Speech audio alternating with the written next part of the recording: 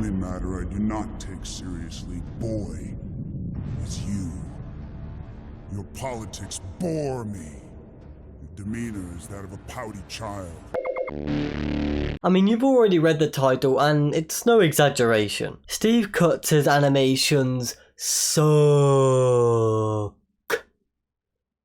They blow arse. I mean, they're just not good, okay? And just to quickly clarify, I don't mean the animation itself sucks. I'm no PhD animation professor, okay, but I'm pretty sure these are decent, even if there are a few errors here and there. Plus, each short has their own unique and distinct style, which is actually really cool. One of the few redeeming qualities of Steve's work. Well, that and this bloody rat hooker right here. Damn. If you're in my generation, about 18 to mid-20s or hell even younger, you've definitely seen these short films at least a dozen times. Teachers freaking love these animations, and at first glance it's understandable. They all follow the same formula. Hard-hitting emotional piano music played over the animations, therefore poisoning the well, alongside showing thing that is indeed bad, and then boom. Now you've got a deep, short film that really cuts into the fabric of our being and raises a very poignant point about society, which, by the way, we live in. Look, in all seriousness, when you're a dumb, impressionable kid, then yeah, it's not hard to see why this would have an effect on people. But if you actually use your brain and you start thinking about what you're watching, you'll start to see through the bull and realise how vague and preachy these shorts really are. When myself and others criticise Cuts' catalogue, it's in regards to the nihilistic, childish ideas they present, as well as the vague posturing and pond level of depth, if you can even call it that. Just to further emphasise the point, let's take a look at some of his animated shorts. Well, first off, there's Man. That's what it's called, so I guess it only applies to dudes, or maybe it's just this dude in particular. This is the one that most people have seen. Hell, when I was in school, I must have been showed this crap half a dozen times at least. Regardless, it follows the aforementioned formula I stated just moments ago. Well, poisoning music with animations depicting deep problems within our society. In this case, it's exclusively the negative aspects of our advancement being highlighted. 4 minutes of pure one-sided nihilism. When it comes to the environment, what about the various measures we've taken to save and preserve nature, you know, with like reforestation efforts, or the countless species that were close to extinction that we managed to prevent? See what I mean? It's just one-sided depression porn for 14-year-old edgelords. There's a reason why the subreddit I'm 14 and this is deep exists. And don't take this the wrong way, I'm all for media that makes you feel sad or guilty or, you know, makes you question the world around you, but only when there's a solution presented, or an alternative to the status quo, or just a light at the end of the tunnel. This short doesn't do any of that. It literally ends with the last human being being killed by aliens. So what the fuck is the message here? We're just on a one-way train to our inevitable destruction and that's it? Humanity sucks and that's it? What comes next, Steve? I get it, we messed up, but what do we do moving forward, huh? Nothing. I guess. I mean, this short film is worthless because there's nothing to gain from it, apart from feeling bad. There's no pointed criticisms or specific problems highlighted, that it literally just boils down to human bad cause we damage that and buy one want. And that's it. That's all you get. Happiness is another one of Steve's masterpieces, the one with the awesome rat hooker, remember her? It might just be even worse than Man in terms of substance or, let's be honest, lack thereof. This time humanity is depicted as rats because, get it guys, we're all rats in a cage. The cage being society, which we all partake in. I say worse because at least Man criticises the environment at large. You know, a huge problem that affects us all. This short film literally criticises New York City. Like, most places don't look like this and aren't anywhere near this crowded. We're not living in Blade Runner, yes, okay? Also, I don't like how alcoholism is presented as this easily avoidable mistake by just not being a consumer. I mean, it's literally up there on billboards as if it were Coke or Pepsi or McDonald's or something like that. You really think that's how people are becoming alcoholics? People picked up the bottle because they saw a stupid billboard and were just compelled by capitalism to consume? Like, what a stupid and regressive way to address a serious issue, man. The cherry on top of this sour sundae is the way drugs are presented. Again, as another consumer product from the capitalism machine. Like, what the like, honestly, fuck you, man. Like, I know people that benefited greatly from prescription medication. And you just present it to the viewers, okay, here's your happy pills. This is on par with Dream throwing away his ADHD meds or normal pills, I suppose. Obviously, it doesn't work for everyone, but you can't just paint this broad bullshit brush over it and disregard prescribed meds entirely. Jesus. Anyway, those two were pretty bad in my opinion, but I think the most egregious example of this is the one that recently has been brought back into discussion, or at least on Twitter anyways. Are you lost in the world? Like me. Starring Stewie Griffin. This is the worst of the worst because at least the other two, while executed really poorly, made sense, somewhat. Like, you could extrapolate what Steve was trying to say about hashtag society for the most part. However, this short is just 3 minutes of boomer nonsense. Pure and simple. Now, it's worth noting that there are two versions of this animation, the first version being the actual music video for the Moby song of the same name, and the other one is the same video but shortened with the song replaced by generic sad piano music. This is the version I saw when I was younger, and funny enough it has more views than the actual video.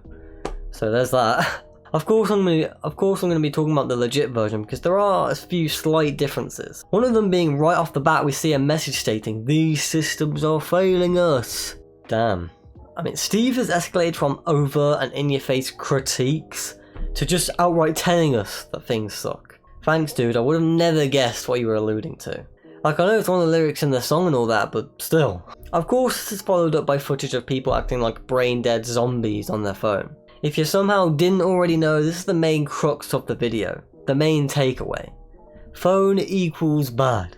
Yeah, a real unique observation. Like every other critique Steve has made about the modern world, there is some merit in the point he's making. The problem is the way he goes about addressing it. It's just stupid and farcical. One part of the video shows people mindlessly filming police brutality, not giving a crap about what's going on. I mean, this notion is just easily proven false by, you know, not living under a rock. Time and time again, even in recent years, we've seen videos of police acting unjustly, and as a result, every time there's been outrage, protests, riots and debates on the causes and solutions to the problem. Ironically, this is one of the advantages of mobile phones. Everyone is carrying a mini camera everywhere they go, making it significantly harder for authority figures to get away with injustice. Whatever dumb point is being made here, it's pretty much completely mute. It just keeps going. Like later on we get to a packed subway filled with people, you guessed it, on their phones. A subway. You know, the mode of transport that people take to and from to work and crap every single day. Are people really missing out on the world by not staring at the pitch black tunnel surrounding them? It's also in the same scene that we see the protagonist daydreaming about beating up a guy harassing a girl on the subway and then just not doing it. And so the dude just gets away with being an asshole. This is so, I know I'm a broken record, but this is just nonsensical. I don't even know where to begin. Like everything else in this animated short, if this happened in real life, the outcome would literally be the exact opposite of what happens in the animation. You damn well know people would be recording this shit and eventually someone would intervene. Also, why is the dude in question wearing a Confederate wife beater? Why? What does that have to do with anything? Is it only conservatives with baseball caps wearing Confederate memorabilia that harass women on the subway or something? That's a very specific and odd complaint. One that has nothing to do with phone bad, by the way, but, I don't know. Maybe I'm wrong. After all, I don't live in the United States. Then again, neither does Steve. But that's not even the worst part. The stupid scene in the subway is actually a perfect example of the true meaning behind the video. You see, most people are led to believe that this video is supposed to be about smartphone addiction and how being connected is actually making us more disconnected. Whoa. But you'd be wrong, okay? This video is actually about the protagonist, this ugly ass kid, and his quest for admiration and attention and clout. Throughout the whole video, he's looking up at people yearning for their gaze, even getting up in their faces and shaking them violently, like a maniac. Also, someone can notice him. That's already bad enough, but the icing on the cake is this scene. Like, really think about what is happening here. A woman is being harangued on the subway, right? And this little prick just daydreams about punching him in the face and all the glory he would get from all the other travellers. But because everyone's on their phones, he doesn't do jack shit. He lets this BS take place because he wouldn't be recognised and praised for doing the morally just thing in this situation. Therefore, there's no reason to do it at all. Wow. Oh wow, how brilliant.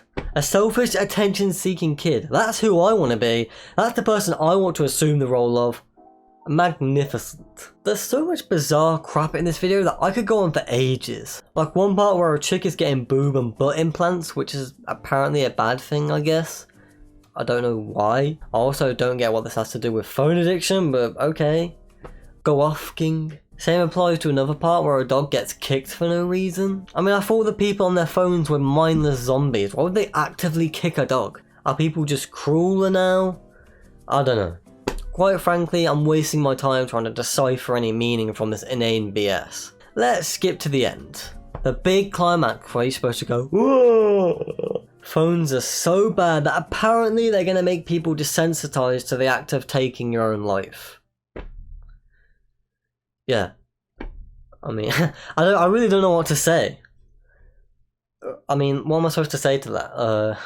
Well, that just happened. Like every other issue Steve attempts to address, he ends up making a mockery of a serious problem, which is really the core issue with Steve's catalogue. You can really tell that he wants to come off as one of the few enlightened thinkers of our time, able to see flaws in our society and the world that no one is talking about or just flat out ignoring. But in reality, his criticisms are just vague, blatantly obvious observations that everyone already acknowledges. His short films are caked in this overbearing aura of nihilism and hopelessness, due to the fact that he never makes any pointed critiques. It's just posturing to vague ideas of negativity, some of which don't even make sense, like with the phone animation. This is why his shorts are worthless. They don't add anything to the conversation. They're too vague to highlight any real issues, and there's never any light at the end of the tunnel. No solutions, no alternatives, no ideas on how to better the situation at all. He just berates the viewer non-stop.